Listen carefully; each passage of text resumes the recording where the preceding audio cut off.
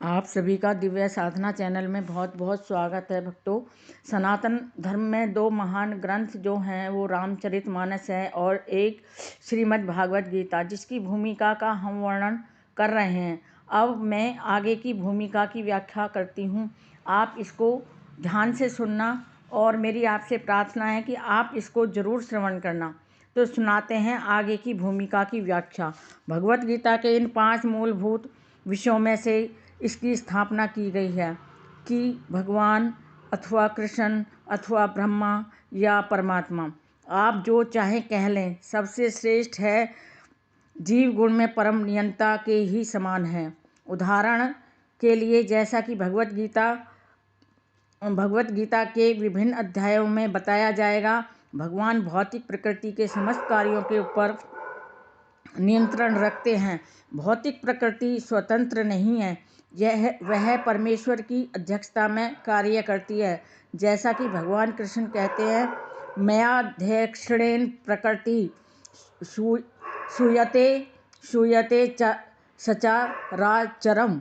भौतिक प्रकृति मेरी अध्यक्षता में कार्य करती है। जब हम दृश्य जगत में विचित्र विचित्र बातें घटती देखते हैं तो हमें यह जानना चाहिए कि इस जगत के पीछे नियंता का हाथ है। बिना नियंत्रण के कुछ भी नहीं हो पाना संभव नहीं है। नियंता को न मानना बचपना ही होगा। उदाहरण के लिए, एक बालक सोच सकता है कि स्वचालित यान विचित्र होता है क्योंकि यह बिना घोड़े के या खींचने वाले पशु से चलता है। यान विचित्र होता है, किंतु अनभिज्ञ व्यक्ति स्वचालित यान की अभियांत्रिक व्यवस्था से परिचित होता है। वह सदैव जानता है कि इस यंत्र के पीछे एक व्यक्ति, एक चालक होता है। इसी प्रकार परमेश्वर वह चालक है जिसके निर्देशन में सब कुछ चल रहा है। भगवान ने जीवों को अपने अंश रूप में स्वीकार किया है, जैसा कि हम अगले अध्यायों में देखेंगे। सोने का एक कण भी सोना है, समुद्र के जल की एक बूंद भी खारी होती है। इसी प्रकार हम जीव भी परम नियंता ईश्वर या भगवान श्री कृष्ण के अंश होने के कारण सूक्ष्म मात्रा में परमेश्वर के सभी गुणों से युक्त होते हैं। क्योंकि हम सूक्ष्म ईश्वर या अधीनस्थ ईश्वर हैं, हम प्रकृति पर नियंत्रण करने का प्रयास कर रहे हैं, लेकिन हम कर पा नहीं रहे हैं क्योंकि ये तो भगवान की माया है।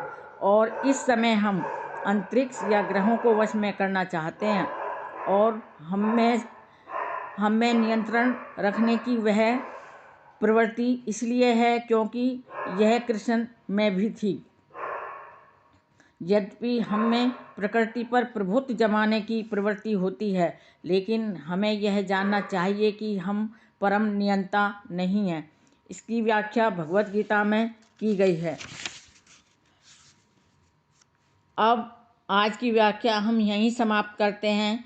आगे की व्याख्या हम कल करेंगे। भक्तों, मेरे वीडियो में अंत तक बने रहने के लिए आप सभी का कोटि कोटि धन्यवाद। भक्तों, मैं आपसे एक प्रार्थना और करती हूँ, अगर मेरी ये वीडियो आपको पसंद आई है तो आप लाइक, शेयर, सब्सक्राइब अवश्य करें और मेरे वीडियो को श्रवण करें, अर्थात सुनें, जिससे कि आपका और आप